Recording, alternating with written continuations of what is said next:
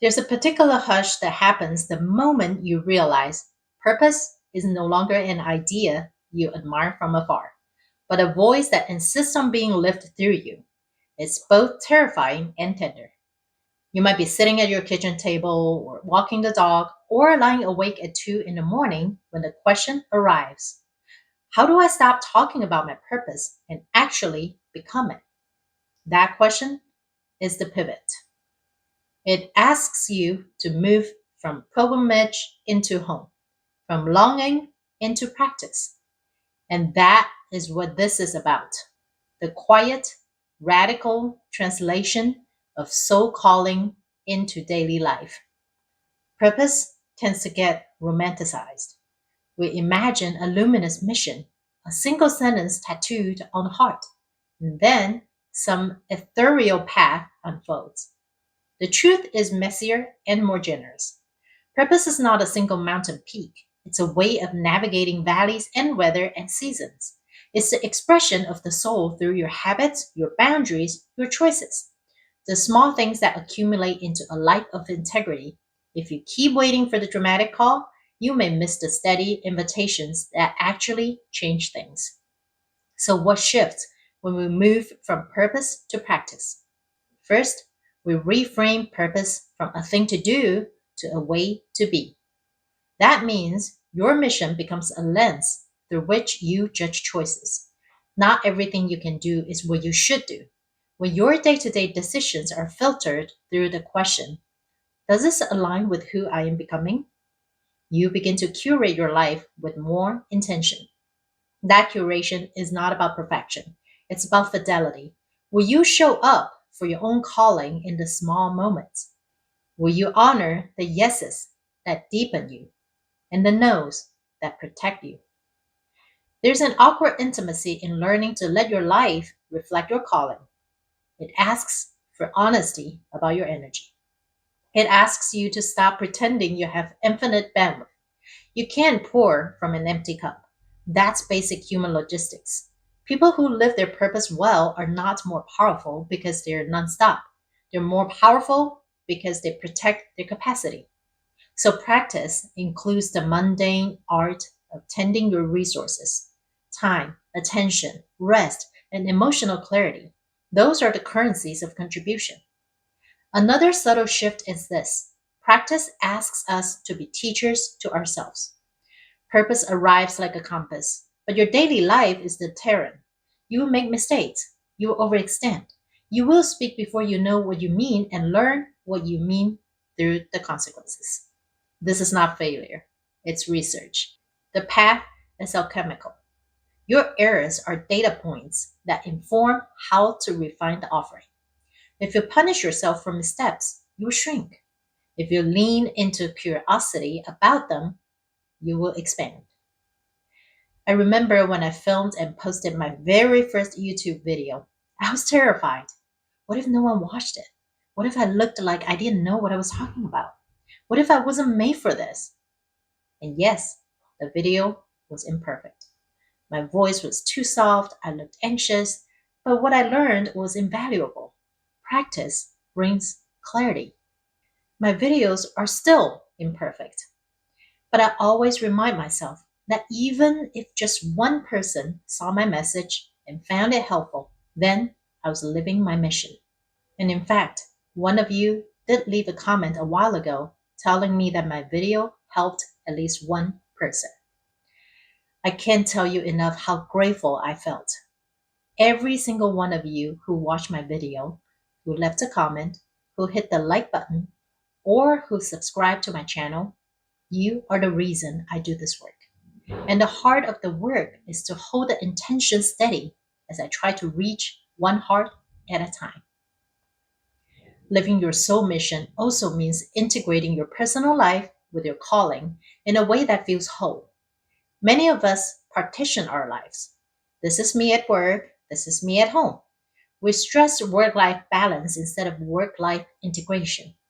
Purpose refuses that neat division. If your work nourishes your soul, it will naturally seep into other rooms of your life. You'll start to notice that how you treat your partner, your neighbor, The barista is part of your offering. Your mission isn't only the product you create or the seminar you lead, it's the tone you bring into every relationship. Small courtesies, a steady presence, a willingness to show up when someone needs a witness.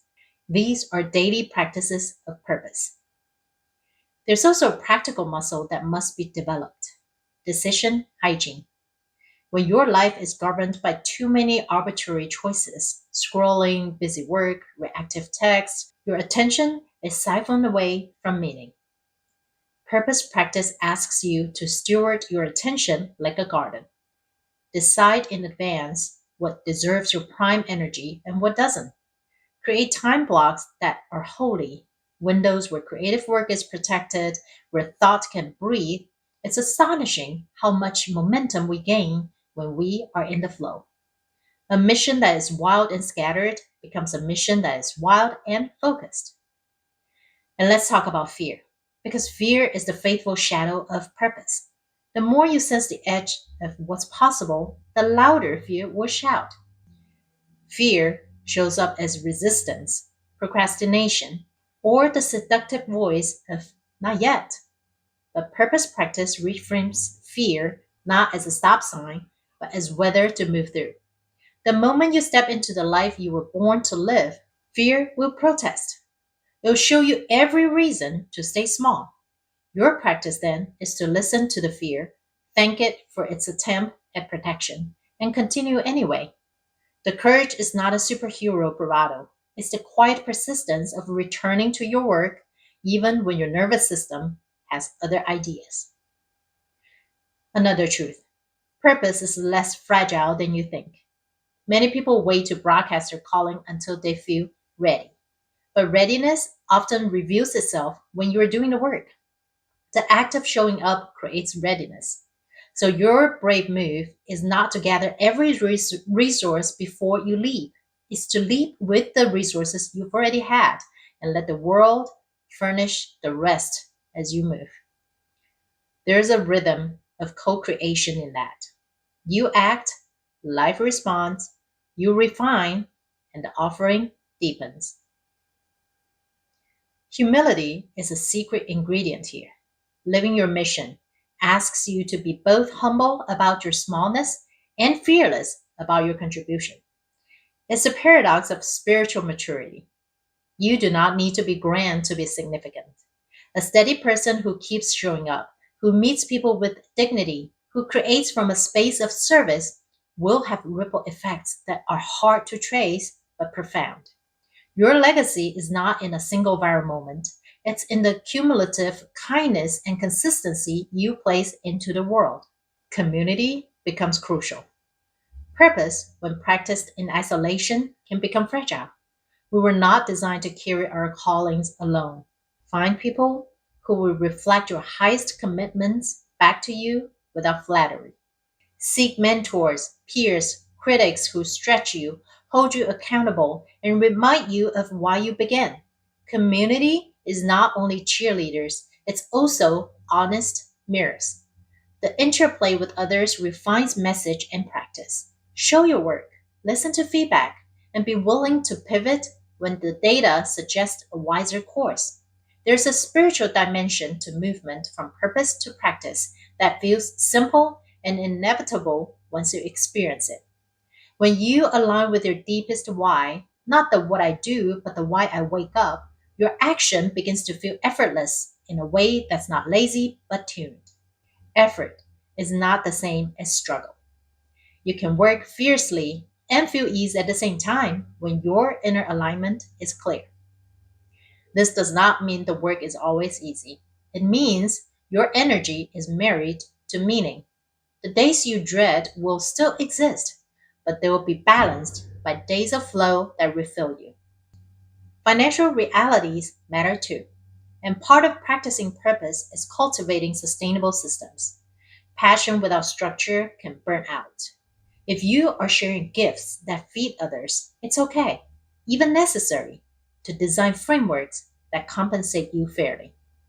Think in terms of service economies. What models allow you to give widely while ensuring your own longevity.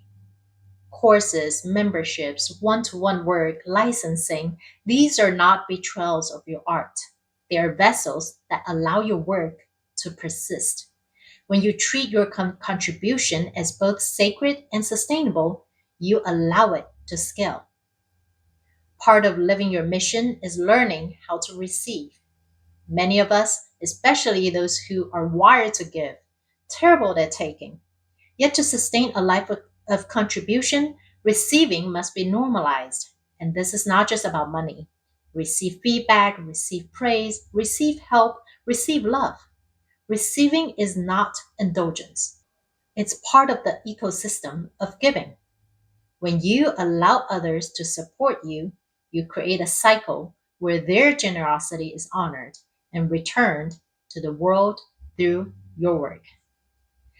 I once struggled with this concept. In my mind, if my mission was to help others suffer less and enjoy more, wouldn't that mean I should charge them a bare minimum fee? It wasn't until I learned giving and taking is the natural balance of the universe that I realized I was out of balance.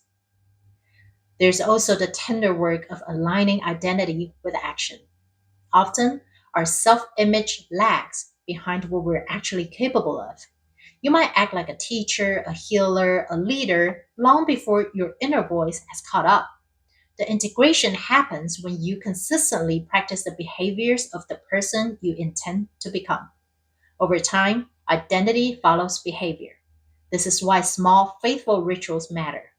They're the scaffold that allows identity to grow into truth. And then there's meaning making. When you live with purpose, you build a narrative for yourself that helps you navigate difficulty. Meaning is not always obvious. Sometimes it emerges retroactively when you look back and see how a series of hard choices led to deep contribution. Practice includes creating a language for your work. How do you describe it to yourself and others? How do you hold a story in a way that feels persistence without attachment to outcomes? The story you tell becomes the map you travel. Choose it with care. And finally, remember that living your soul mission is a long term love affair, not a sprint. It will stretch decades. There will be seasons of seeing and seasons of harvest. There will be winters of waiting and summers of flowering. Each season demands different practices: patience, innovation, rest, expansion. The wise practitioner knows how to meet the season without panic. You do not have to be all things at once. You have to be faithful to the next right thing. If there's one invitation I leave you with, it's this: commit to showing up more for your inner calling than for your fears. Let the small acts of integrity become the altar upon which your life is offered. Let your ordinary days be holy, not because they're perfect, but because they are offered with intention. Purpose is not a distant lighthouse you admire, it's the light you carry as you walk. Practice is the way you polish that light until it warms others. Keep tending it, keep choosing it over and over. Your life will bend toward meaning, and the world will be better for the steady truth you bring to it.